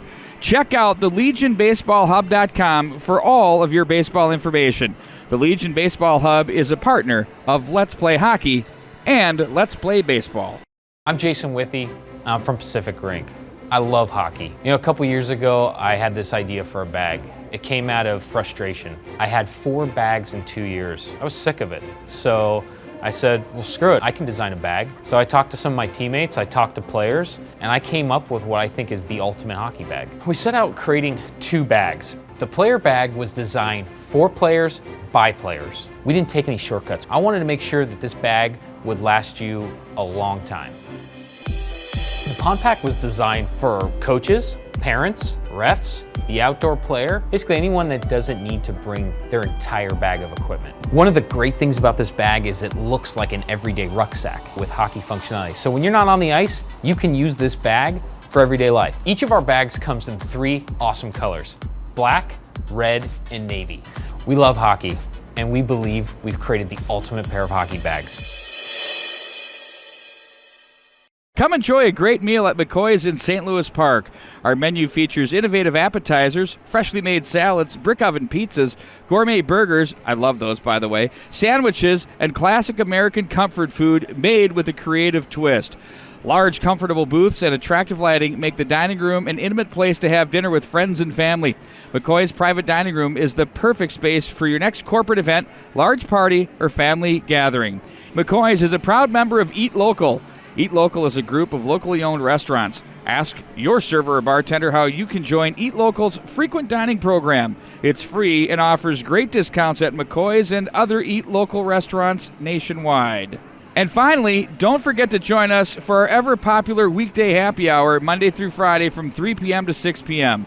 We also feature late-night happy hour, Saturday through Thursday from 10 p.m. to 12 a.m., and great late-night menus served until 12 a.m. every night of the week. That's McCoy's on Grand Avenue in St. Louis Park. We are between periods of the Let's Play Hockey Game of the Week, and we're joined by True Hockey's Jason Kasuris. You are a part of a company that is a growing hockey equipment manufacturer, and you have some great stuff. Jason, can you tell us a little bit about your company and how it's growing? Well, essentially, we've been in the hockey market for a very long time, actually, close to 16 years. But we haven't been branded as True. We've been building hockey sticks for multiple other manufacturers, pretty much any of the manufacturers that are out today, and have actually come and gone. But we've been building their sticks, just labeling them with their logos and everything like that. But about 3 years ago, we decided, hey, let's build our own brand. Let's stop making for others and really be innovative. We want to bring products to the market that still stay traditional to the hockey consumer, but with with added perks, with added technology that's going to improve the product, improve the player. So with that, we've kept in the sticks. We've now introduced a glove line in our Z Palm offerings that you can change out the palms to increase performance, but also change the durability aspects. There's multiple different things that you can look at with our gloves. We will be introducing pants in 2017. Also, just as a growth aspect, we just recently last week announced the purchase of VH footwear. So we are getting into skates. We're growing the brand as much as we possibly can, but we're doing it strategically. It's not where we're just bringing everything all at once and trying to flood the market with all of our equipment. We want to be innovative. That's our biggest thing. We want to be a high-end company that looks at ways to make a player better, make our products better, not just be a Me Too company. Well, and I think the important component is that you were the technology behind a lot of the, quote, brand name sticks, but now you are the brand and the technology, and I think that's important for the consumer to know. And then the second aspect is the innovation of your products from the palms. I mean, I know as a hockey parent, one of the most frustrating things is you buy a kid a pair of gloves, and within a year they're worn out because the knob is just taken out one of the hands, and you got to start over again. But you have a solution to that, which can allow you to keep those gloves, and you just replace the palms, correct? Correct. And like I said, it can be treated, I look at it as three different ways. So with that palm completely zipping out, you can look at it as a durability aspect. So a year down the road, the top hand blows out or anything like that. You can just go in. You don't have to buy a new pair of gloves. You don't have to take it into a repair shop and get a completely different feel to the glove or anything like that. It's just a matter of going into your local dealer that has the palm offerings and change it out, and you have the exact same feeling glove and just go from there. The other aspect is we have 5 different options in palms. So we have all different performance aspects. We have a durable palm in our Z Power. We have our standard is a great palm as well. We have our Z Fit that is a very, very soft feeling, very thin feeling. We have a Z Pro that a lot of the NHL players, it's a very thin, ultra feel palm. And then we have our Z Grip, which is a tackified grip that really helps with the grip of the stick. So that's another attribute. The third attribute is the dryability of the gloves. A lot of the issues with gloves is they stink, quite honestly. Mm-hmm. And, to get any sprays into a glove or anything like that, you can't really get into the fingertips of a glove to kill any of that bacteria. So now what you can actually do is you can unzip that palm and take it off, spray the whole glove down, and then dry it out. And it works unbelievably great. That's amazing stuff. It is. I mean, it is. And the other nice thing, too, is, I use the example as I played in a pond hockey tournament last winter. I used these gloves. It was 45 degrees out, so it was extremely warm. We were essentially skating in puddles. Swimming, yeah. And the gloves got extremely wet in the one game, and I had another game that I had to go to in 15 minutes. So I just zipped out the palm, put a new palm in, dry gloves, ready to go. So, I mean, it definitely works for, what it's intended to, and it improves the playability of the gloves. It also improves the overall performance of the gloves for the players. You can find their information at true-hockey.com, and you can also get it in local stores. Jason, if you wouldn't mind, outline to us where we can find your product in stores in the Twin Cities area. Twin Cities area, Hockey Central and Blaine, Dave's Sports Shops, Strauss, General Sports, just to name a few, Total Hockey's as well. We're definitely growing brand, and we're building that dealer base as much as possible. Even if you can't find it at any of the dealers, more than likely we've had contact with them, and they should be able to order something from us. So. And it won't hurt to ask for True Hockey brands, too, at your local dealer if they're not there. You can also purchase your product online, too. Is that correct, at various online sporting good hockey stores as well? Correct. We're in all the major online dealers as well. Perfect. Jason, thank you so much. And once again, that is true-hockey.com. We're going to take a quick time out. We're going to return back to high school hockey action, the Let's Play Hockey Game of the Week.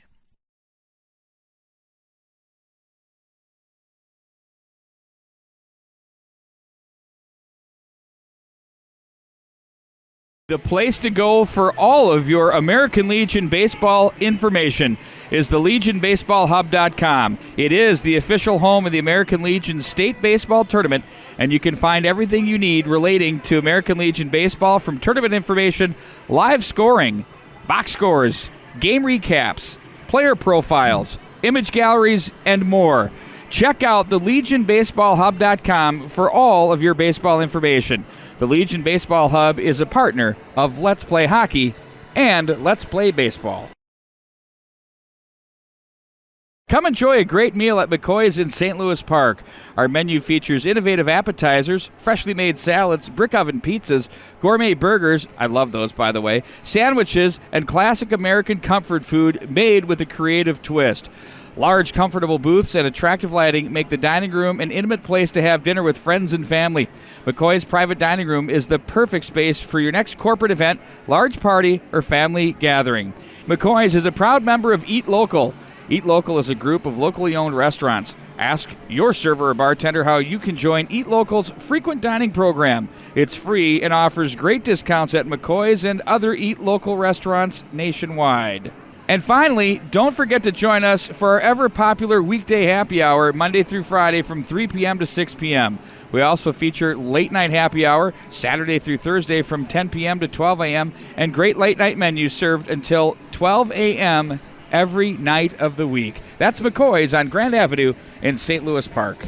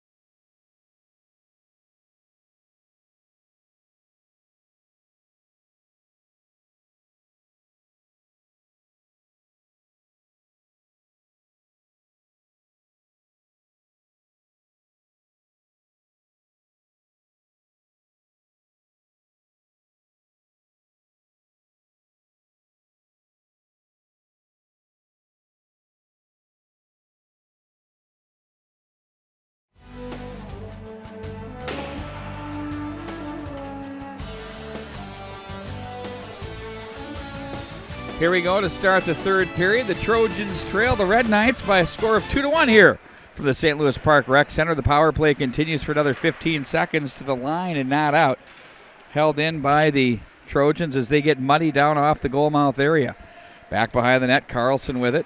Protects and plays up to the left point. Now Anderson's shot that's blocked. A lot of those here tonight. Off the stick. Uh-oh, turnover. Oh, he forgot something at the center ice. It would have been off to the races for Sims, I'll tell you that right now. Oh, that would have been a golden opportunity there. He'd love to have that one back. Nightmares over that one. Clark with it. He already has one today, so we won't. He's got some positivity going through his veins tonight. There's a wrist shot. Oh, look out. That caught the goaltender, Everett, right off the shoulder. That looked awfully difficult there. Now it's played up to center ice. Collins couldn't get the line, though. Urban pass to the slot area. There's a shot that's blocked again. Now, this will be interesting to see here, Bart. We'll get onto this topic here in a second. Urban fans on that one. Jablonski takes over to the line, but not out. Anderson now walks, shoots off the post. That one goes up and out of play. Now, Red Knights, a 2-win hockey club so far, and sometimes when you get into this mode, you get into the, quote, hoping to win mentality as opposed to just getting it done. Right. Hope is not a great game plan, but Nate Clark took one off the soft spot of his knee. They needed to whistle pretty hard. But that one, fortunately for Benilde-St. Margaret's, hit the post, went out of play, able to get some healthy and fresh bodies out on the ice. But a really trying moment for Benilde-St. Margaret's as they, Wayzata's kind of turning up the heat. Can I say Benilde-St. Margaret's just one more time? Sure. Oh, geez. Why don't you mix in a Red Knights? I know. Like me needing to mix in a salad from here to there. Diet Pop. Yuck. Now it's going to be played to the line. Handled by Bart Archer's full laugh right now. I love it. Now there's a quick shot that's blocked again. Now Bergsland plays it back in behind the net. One-timer. Oh, a nice positional save there. Another big save by Everett. Wow. Boy, that got on him in a hurry, too. And he came out and challenged. Great job there. Collins to the slot. That one just misfires.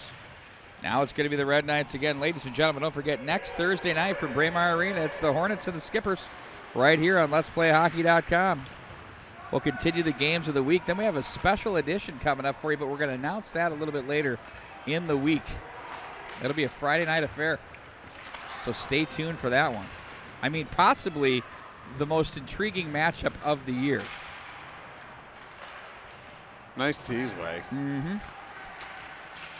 The set is there in front. Pad save. Rebound. Oh, and that one hits the side of the net. Everett with a nice circus stop there. There's another shot that's buzzed high and wide of the net. I'm not going to say that one was offside. Yeah, that was actually a pretty good sequence again by Wayzata. A lot of play down into the Benilde-St. Margaret zone, but that was a good tease, Pete. I'm sure people are going to look forward to it. But where we're sitting right now, you talked about it a little bit, kind of hoping to win and things. But Wayzata doing a nice job of actually their spacing, moving the puck quite well.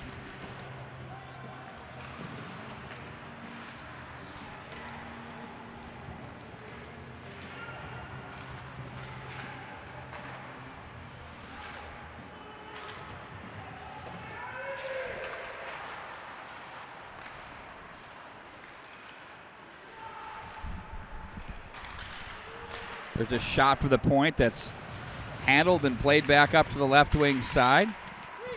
Newhouse reaches behind and sliding over there to make the play is Cassette. From the left wing now, gathered in neatly by Ness. Look out, nice cut to the forehand, shot, stick save, steered aside. Everett's been solid here. He saw 20 shots through 2 periods, and boy, the way things are going here, he may say 20 more. Arnold crossed the line, loses the handle. Over to make the play is Stevens. Trojans look to play to center. Digman is there. Wearing the familiar family number 12 for their forwards. Broken stick at center ice. That's going to be Sims. And now here comes Garcia. He has Arnold open on the left wing side. Cuts back. Jablonski is shot. A nice save there. Wasenko was there to shut the door. It's going to be picked up by Anderson. Cuts back against the green. Right wing to Mulrennan. Nowhere to go but off the boards. And Jablonski gathers in. Bumps it off the end boards for Clark. Clark is there. And now McNeil off the boards. Anderson. Puck is played back through. Look out, Garcia. Oh, how's she going? On goal. Nice save with Schenko. Nice move by Garcia there. There's a wrist shot that's blocked by Mulrennan. Gathered back up by Clark. Urban over skates, gets it back. Now it's going to be Hain with it. Clark plays it left wing side. Red Knights now across the line with McNeil. Hain comes over to make the play on the left wing side. Trailer Collins, shot blocked. Nice job there by Dingman. Now Dingman comes away 2-on-2 from center. Gives over to Matthews. Across the line, Matthews carries down low. Gets an angle. Dingman's open in front, but the door was shut. Now it's Dingman to the point. One-timer. Glove save. Puck's loose, covered, and handled there by the goaltender, Zach Everett. Well, Matthews showed some good speed coming into the Benilde zone. Really kind of worked his edges a little bit. Really kind of put some pressure on Benilde-St. Margaret's, but again, Everett got some support on that one. But it just looked like Benilde-St. Margaret's found a little bit of a stride, a little bit of offensive flow. Really had some good zone time. You'll notice your picture wiggling. It's nothing wrong with your TV. Just making some on-ice productions. But I did not do play-by-play at that moment of silence. I thought I'd give all the fans a little bit of a break on that one. But you can see what's going on. But Benilde-St. Margaret's showing some good energy. Now another timeout is called. They'll talk some things over. We'll take a quick timeout. We'll come back with more. High school hockey continues on Let'sPlayHockey.com. Place to go for all of your American Legion baseball information is the LegionBaseballHub.com. It is the official home of the American Legion State Baseball Tournament, and you can find everything you need relating to American Legion baseball from AAA hockey players. The Northland Hockey Group has northern Minnesota covered, with 4 teams in the northern part of the state, including the Red River Pike in the northwest, the Bemidji Loons in the north, the Iron Range Blast on the range, and the Great Lake Skulls in the northeast. The Northland Hockey Group will put your child in the hottest sublimated jersey in the AAA field. With 4 tournaments and an all-star game, the Northland Hockey Group will be the highlight of your child's summer. Check out all team locations and tryout times at northlandhockeygroup.com.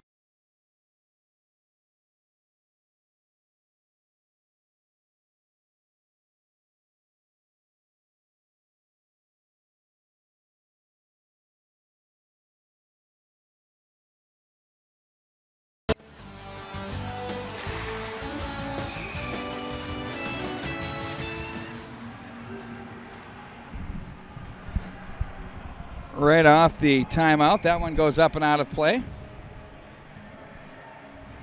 P. Wagner, you're a jack of all trades over here. Making things happen. Just announcing away. A little more to it than that, but we'll digress. Just leave it at that. Okay. McLeod with a big check in front of the bench area. Here we go. Now Lindstrand down low. Urban shot and a save. Everett. Wow, has he been solid here tonight. That was a big-time save by the senior goaltender for Benilde-St. Margaret's. 11:47 to go here in the third period. Lidstrand now. Nice puck movement down low. The Trojans with straight possession in the offensive zone. They score!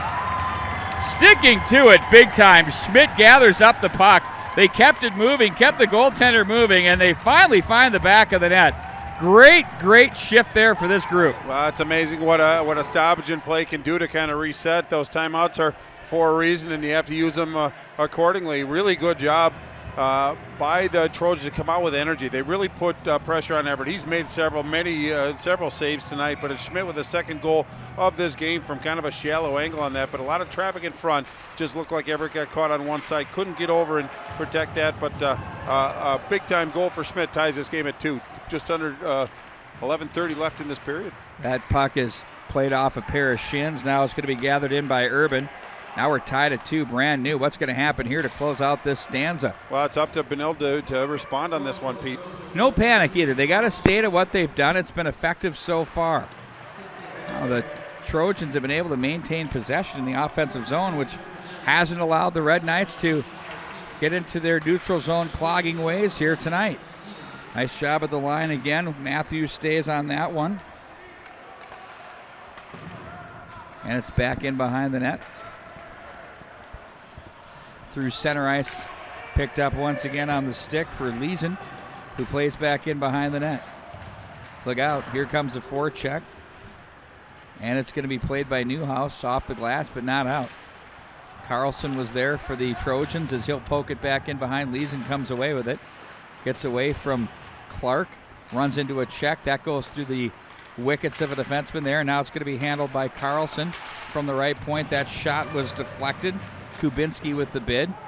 Now it's going to be Carlson again with it. His wrist shot. Ooh, nice job with the skate there, Schweitzer. Those can sting. Kubinski fires. That one hits traffic. He'll race over in front of the Red Knight bench area, and back in behind the net it goes. Extra jump here in the offensive zone for the Trojans. There's a wrist shot. Glove save. Swatted away. Mulrennan shot wide. Now it's going to be Leeson to come over, who throws the body there and comes away with the puck.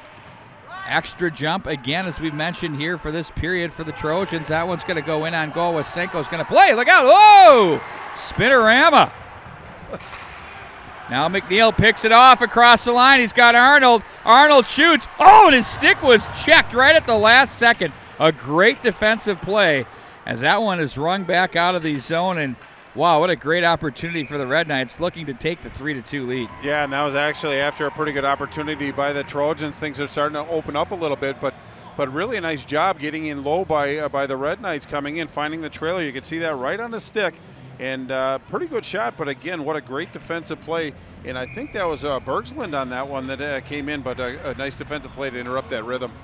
Stop a good opportunity. Great opportunity to dent the twine there, but the busy stick kept him from getting a good shot off. Again, another shot blocked away there, and out of the zone they come. Here come the Trojans with number 22, Griffin Ness. Plays back in behind the net, and it's going to be McNeil with it. He plays up the right wing. Collins is there. Looks ahead for Hain, but nobody home. That's up and out of play with 9:05 to go. Well, let's give a quick scoring summary. I should have probably have done that instead of carrying on. But Benilde opened the scoring in the second period, and it was Arnold from McNeil and Jablonski at the 4:08 mark. And then it was Sims with his fourth goal of the year from Hain and Barr, 33 seconds into the Bergsland penalty. So that was on the power play, giving Benilde a 2-0 lead. Then it was Schmidt to round up the scoring in that second period at 6 from Stevens, and Anderson at 16:08. That was on the power play with Jablonski in the box. And then Schmidt, the recent goal, his 7th from Ness and Stevens. And that's where we said 2-2. Now it's going to be Lindstrand to play this one down the left wing wall.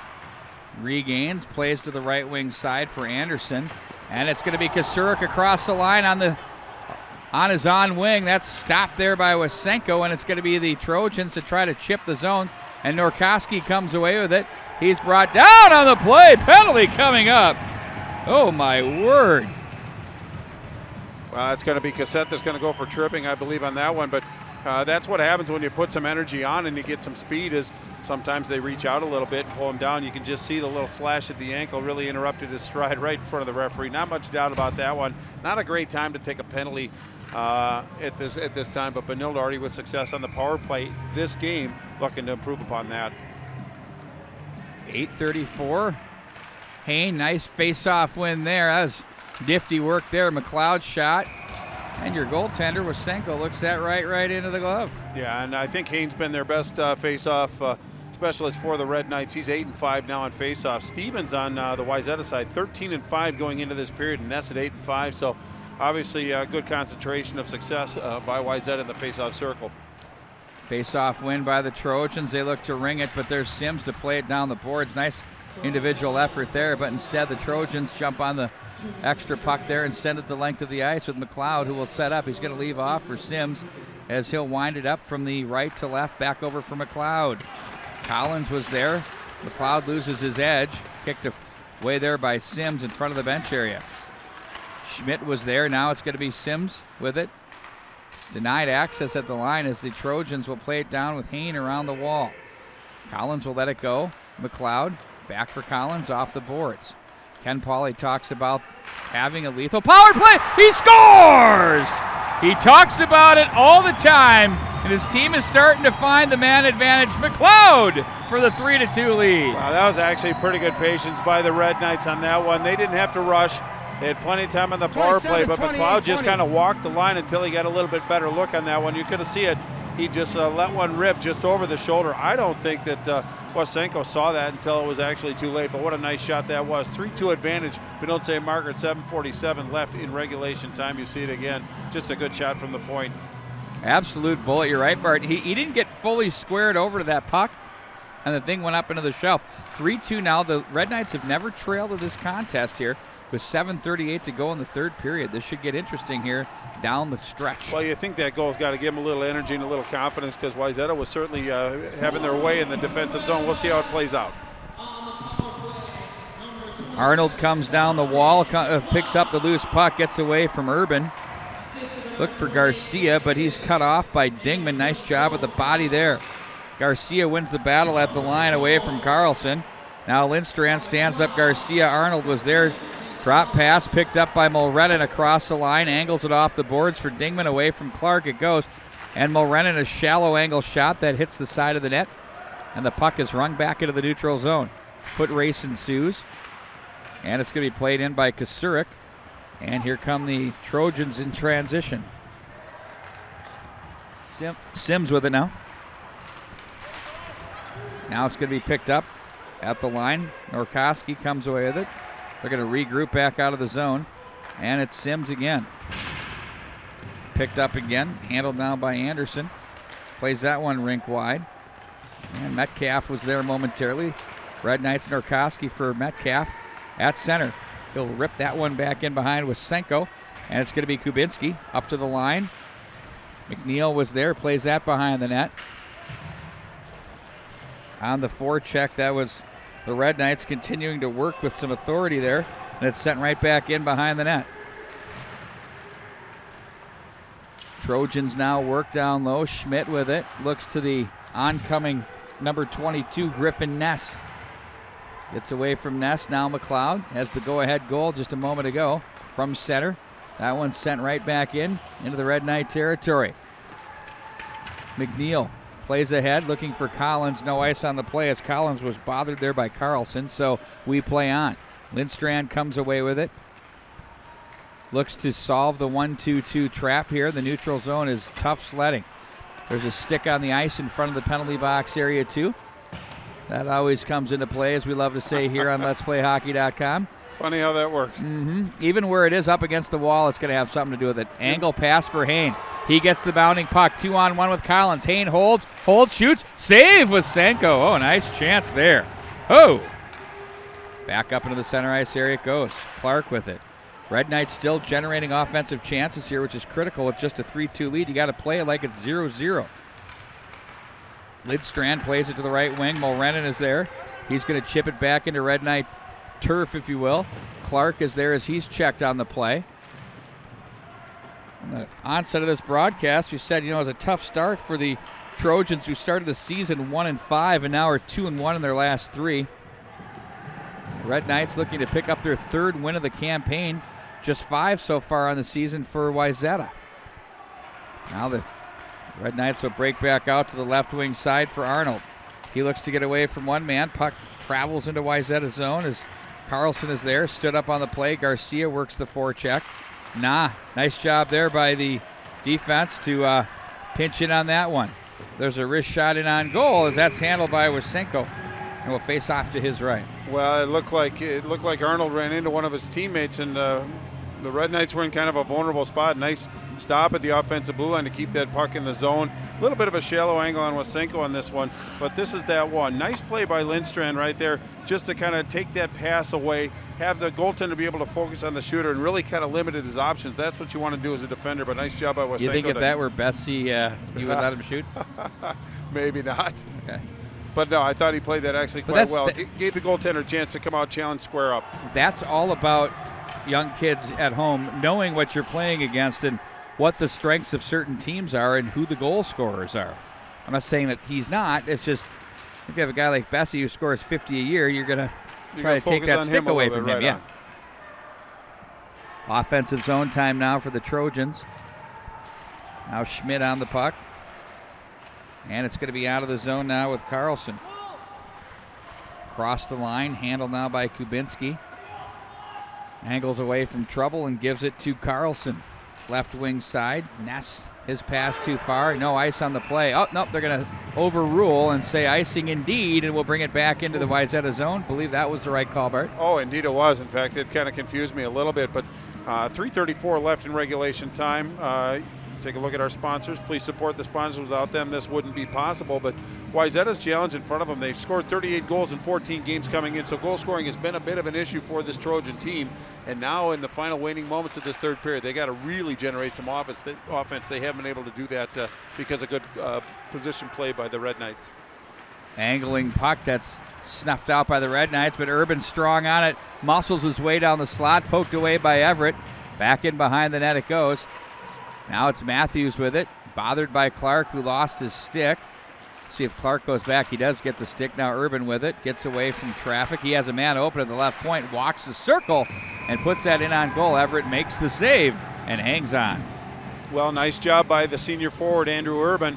1 goal, 5 assists, 6 points on the year, so he's one of those that they rely on to put some offensive pressure on. Wheeled and fired. Pretty good support by the Red Knights, but it was Urban that found that open space, but once again, Everett came out just past the blue to challenge that shot. He's looked very comfortable holding a 1-goal lead.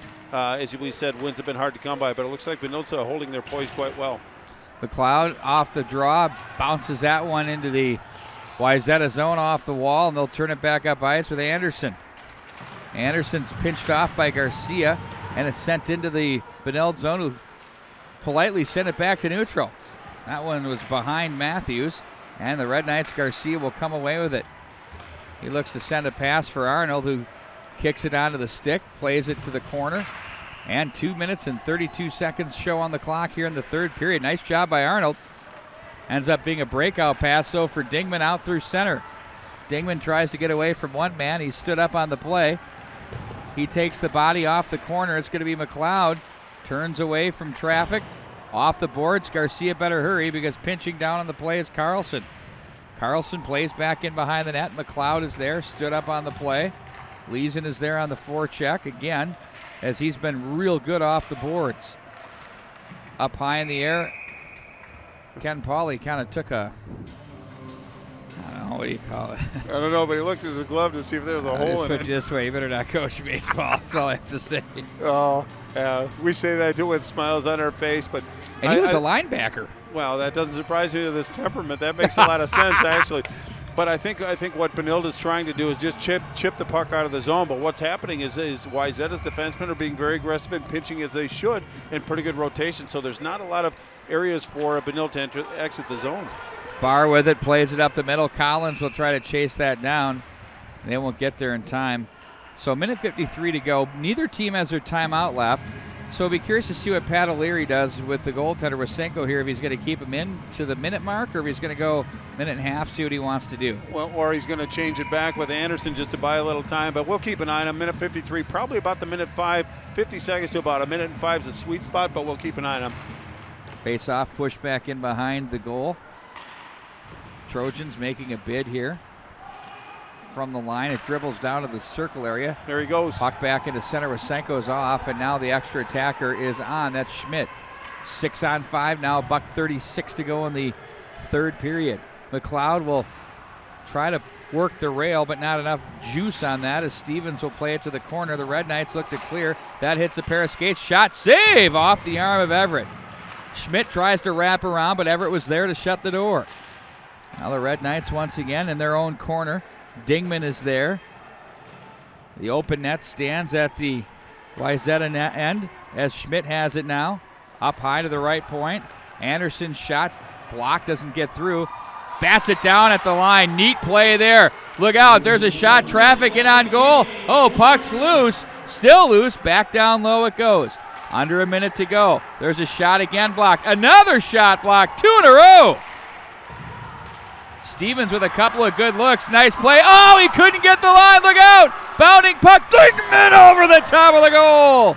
Oh, my word. That gets away from Sims. Now the puck is rung down the ice, and it will. Oh, just missed the net. That was Hayne there. Well, you don't like to go for the empty net because it does cause an icing, allows fresh legs to come out, but they needed to relieve some pressure. But that was just a really good defensive play right there just to keep that puck in the zone. Good quick stick right there. And look at how vulnerable Benilde-St. Margaret's was at that particular juncture, but their goaltender Everett stood tall once again. Just missing the mark was Dingman. Got a little bit spade under that thing. Wow. 33.8 on the clock. Face-off win again. That's off the skate of Jablonski. No ice on the play. That's a big block right there. Indeed it is. Mulrennan will regroup in his own zone. Loses the handle. Now he's going to wind it back up from the left wing side. Here come the Trojans through center. Garcia cuts off. Oh, and he plays that through. 15 to go. Now on the puck, it's Anderson at the line. Nice little play there. Schmidt with a look down low. Oh, they go inside out, and vulnerable was Everett. 6 to go. Trojans look to bid. Puck stays to the outside. The Red Knights have control. Jablonski clears the wall, and Benilde-St. Margaret's picks up the win by a score of 3-2. Well, and it wasn't given to me that they had to earn this. I thought Wayzata showed up and played a very strong, consistent game. Really didn't get a lot of flash and dash, but I think Benilde took a couple punches early in this contest, came back and threw a couple back themselves, but they just seemed to have their moments where they were actually brilliant, but they had a lot of average moments as well. Those are the things that teams that don't have great success in the standings, they just have those moments of breakdown where it just kind of shoots themselves in the foot. Tonight they really didn't have that moment, and when they did, it was Everett that came up big to keep his team in the game, to weather those tough storms. But nice effort by both teams, but Benilde-St. Margaret comes out on top, and boy, there's a community that needed a win. They sure got one tonight, but they earned it. Indeed they did. So your player of the game, Bart? Well, it's got to be senior goaltender Zach Havert. I thought he was the best player on the ice for Benilde. I think I'd like to put an honorable mention to Brian Arnold. I thought he was probably their best skater out there, pushing the pace and really working things through. But Everett really was the one that stood tall tonight and made the difference in this game and brought this Red Knight team a win.